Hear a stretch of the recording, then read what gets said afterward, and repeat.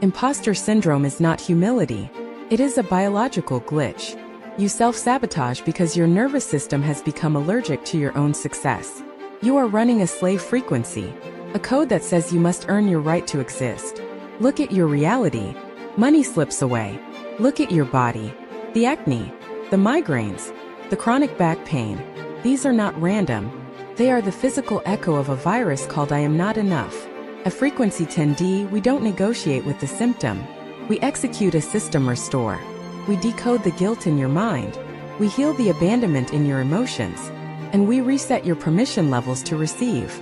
Stop being an emotional beggar. You need to understand this.